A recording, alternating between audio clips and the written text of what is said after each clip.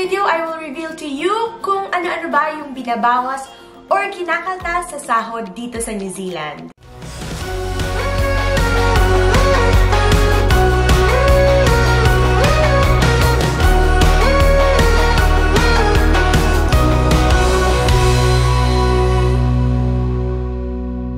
Kamusta mga kabayan? I'm your Pinay girl here in New Zealand and aka Girl Chasing Sunshine. If you're new here, welcome po sa ating channel. I make videos about my life here in New Zealand as a Filipino immigrant who started with just a working holiday visa. Please do subscribe and hit po the notification bell if you want more videos about how to move and how to work here in New Zealand. Alam ko marami po sa inyong nanonood dito sa ating channel ang gusto ring makapunta at makapagtrabaho sa New Zealand. If isa kayo sa mga nangangarap, I'm sure this video will be very helpful kasi po one of the most basic things that you need to know and you need to prepare for is yung mga deductions sa sahod dito sa New Zealand para po makapag-budget kayo ng mabuti. In this video, I will share with you kung ano-ano po ba yung mga binabawas or kinakaltas sa sahod dito sa New Zealand. Hopefully po, this video will give you an idea about those payroll deductions and would also help you plan your budget once nandito na kayo sa New Zealand. Para diba, hindi naman po gulatan mga kabayan na pagdating nyo dito, makikita nyo yung payslip nyo, hala, ano tong deductions na to? Ang maganda po, as early as now, maging aware na kayo kung ano yung mga posibleng mabawas sa sahod nyo. Sa Pilipinas po, diba, meron tayong tax, SSS, PhilHealth at Pag-ibig, yan. Dito sa New Zealand, ano naman kaya ang meron? Keep on watching para malaman ninyo. Bago ko sabihin yung deductions, let's put everything into context muna mga kabayan. Dito po sa New Zealand, kapag po may job offer kayo and tinanong nyo, magkano ba yung sweldo? Ang i-quote or sasabihin po sa inyong amount, yung magiging sweldo nyo per hour or yung annual salary ninyo. Hindi po uso dito yung pag-quote ng monthly salary. Yung schedule po kung kailan nyo marireceive yung sahod ninyo, it will depend po sa company ninyo. Pero kasi po diba sa Pilipinas, quincenas katapusan yung usual na arrangement. Dito naman po sa New Zealand, ang common is weekly yung pagbigay ng sahod or fortnightly. Meaning po, every other week. So, parang quincenas katapusan din yung vibe. And every payday po, makikita ninyo sa payslip ninyo kung ano-ano at magkano po ba yung mga deduction sa sahod ninyo. So, ano ba yung mga yon? Unahin na natin yung tax kasi po, yun yung pinakamalaking chunk ng deduction.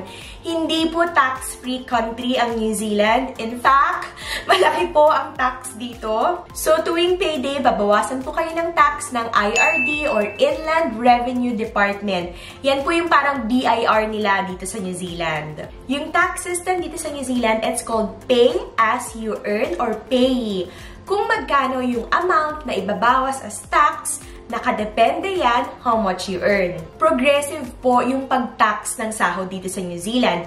Meaning, habang tumataas yung sahod ninyo, alam na po natin to, automatic na yan, tumataas din yung tax na nababawas sa sahod natin. So, ilang percentage ba yung nababawas? Here's a very helpful table to give you an idea kung magkano or ilang percentage ba yung tax deductions based sa amount na natatanggap mong sahod.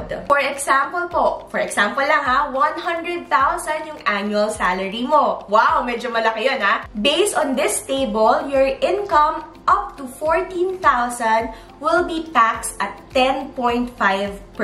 And then po, yung lagpas sa 14,000 up to 48,000, that will be taxed at 17.5%. Yung lagpas naman sa 48,000 up to 70,000, it will be taxed at 30%. And then, yung over 70,000 up to 100,000, which is yung salary mo nga, na binigay nating example, that will be taxed at 33%. I know, mapapasabi ka na lang talaga ng aray dahil medyo malaki po talaga yung tax. Pero kasi mga kabayan, yung maganda dito sa New Zealand, kitang-kita at damang-dama nyo naman kung saan napupunta yung tax na binabawas sa sweldo ninyo.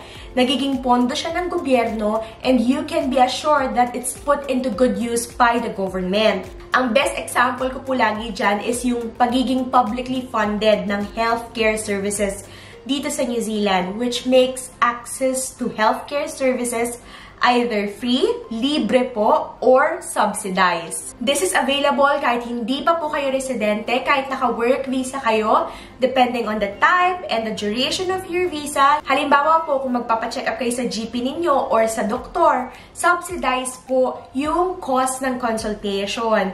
Tapos po, kung meron silang mga ipe-prescribe na gamot para sa karamdaman ninyo, pwede nyo pong makuha yung mga gamot na yun ng libre. Ako po personally, I was recently diagnosed with a chronic health condition.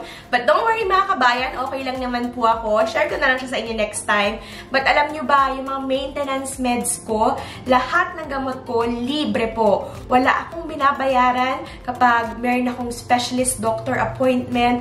Lahat ng lab tests and diagnostic exams, libre po yun. In fact, yesterday, I picked up my prescription meds. Pakita ko sa inyo lahat ng to nakuha ko ng libre. Wala akong binayaran ni singkong duling kasi sa Chemist Warehouse ko siya kinuha. I think pag sa ibang pharmacy, merong minimal charge. Pero ito lahat yon. Lahat ng to, libre, walang bayad. Hindi po to ad, hindi to sponsored. Even fertility treatments like IVF, publicly funded po yan dito sa New Zealand as long as pasok kayo dun sa criteria. Bukod po sa healthcare, alam nyo rin po ba na yung education dito is libre? Tama po kayo, libre po for state school students age 9 to 19 as long as residente po. Meron ding benefits payments in case you go into financial hardships.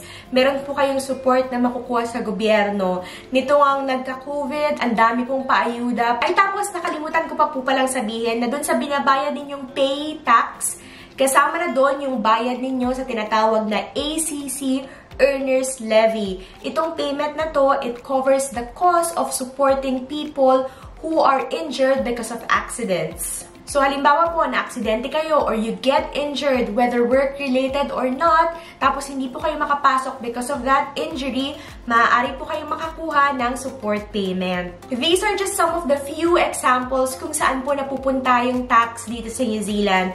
So, kung i-consider po natin at iisipin natin yung lahat ng benefits, parang hindi na rin masyadong masama yung loob natin. Kasi alam natin na yung tax natin may mabuting pinupuntahan at may tamang kinalalagyan, diba? And the good thing about it, the New Zealand government is so transparent about it. Sana all, di ba mga kabayan? Sana all talaga. Kayo ba? Saan nyo bet makita na mapunta ang taxes ninyo? Leave a comment below. The next deduction po is called Kiwi Saver. It works like a combination of SSS and Pag-ibig sa atin sa Pilipinas. Pero the difference is that Kiwi Saver is not a mandatory or statutory deduction.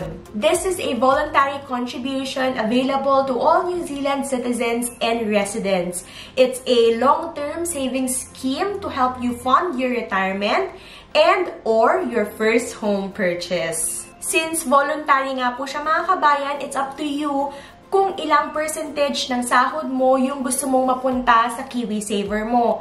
Pwede po kayong mamili from 3%, 4%, 6%, 8%, or yung maximum na 10%. Ang maganda po dito, your employer and the government will also make contributions to your Kiwi Saver. Your employer will usually contribute 3% or 4%, pero meron pong ibang sobrang generous na employer na tinatapatan talaga kung ilang percentage yung contribution mo sa Kiwi Saver. And then every year, meron din pong free money from the government up to 521 New Zealand dollars. Binibigay po yan ng gobyerno sa inyong Kiwi Saver. So kung i-convert po natin sa Philippine pesos, that's around what? 18,000 to 19,000 pesos.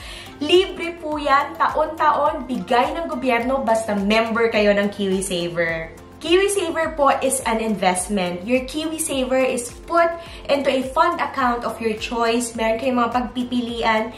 And depending po on the provider and the type of fund that you choose, you can expect na lalago yung Kiwi Saver ninyo as time goes by. I highly recommend kung eligible na po kayo for Kiwi Saver, do it! Mag-member po kayo, mag-contribute kayo kasi malaking bagay din yon. Para sa mga kabayan natin na nandito na sa New Zealand, please leave a comment below about your Kiwi Saver experience and yung experience nyo rin sa ibang deductions. Kasi I'm sure meron ako makakalimutan, so please leave a comment below. Aside sa tax at sa KiwiSaver, meron pa pong ibang miscellaneous deductions na maaaring ibawas sa sweldo ninyo. But before we continue, if you're finding this video helpful, then please don't forget po to subscribe, click like below, leave a comment, and also you can follow me on TikTok at Pinay in New Zealand, and on Facebook and Instagram at Girl Chasing Sunshine. I would love to hear your ideas kung ano pa pong topics yung gusto nyong makita dito sa ating channel. Going back to the other miscellaneous deductions, unang-una po dito yung accommodation.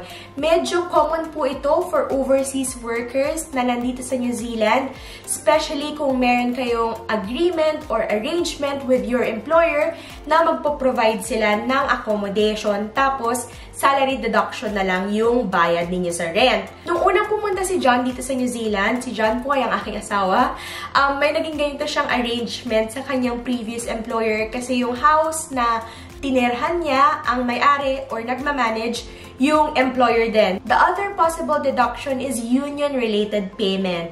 If you decide as an employee na sumali po sa isang union sa inyong workplace, your employer can deduct a payment on behalf of the union na sinalihan po ninyo. Kasi usually, yung mga unions, meron silang membership fees na kailangan ninyong bayaran. Ang example ko na naman po ay si John kasi sa ngayon, member siya ng union sa kanyang current workplace and weekly, merong deduction sa kanya na around $8 to $10. There are also other deductions that may be required by law depending on your circumstance. Pero ako po, I think, hindi naman ito common sa ating mga Pinoy na nandito sa New Zealand. I think lang ha. Pero kasi I find it interesting, kaya i-discuss na rin natin. Una po is child support. Yes, mga kabayan, hindi nyo po kailangang umabot kay Raffy Tulfo in action kung yung partner ninyo or ex-partner ay hindi nagbibigay ng suporta para sa pangangailangan ng anak ninyo. If you are a liable parent or kung meron kayong private arrangement ng inyong partner registered sa IRD, si IRD will automatically deduct child support payment from your pay. Alam niyo ba, nung nabasa ko itong mga kabayan, naisip ko magandang magkaroon din ng sistema na ganito sa Pilipinas. The other possible deduction naman po is for student loan payment. Dito po kasi sa New Zealand, kung gusto niyo kumuha ng tertiary education, bachelor's degree, ganyan, pwede po kayong mag-apply ng loan para makapag-aral po kayo. And then, once you have already graduated and you started working, you can start repaying your student loan through the pay system at a standard deduction rate. Yun po ang mga salary deductions that you can expect na makakaltas sa inyo kapag nagtatrabaho na kayo dito sa New Zealand. Comment below which of these deductions you find most helpful or interesting. Kung na-enjoy niyo po ang video na to, again, please don't forget to subscribe. Also, give it a thumbs up. Leave a comment below kung meron kayong mga tanong at sasagutin ko po yan. Kung gusto niyo pa ng maraming videos about working and living here in New Zealand, marami na po tayong videos dito sa ating channel. You can also leave a comment below kung anong topic yung gusto niyo mapanood sa susunod. Salamat kabayan for watching and see you next time. Ingat kayong lahat.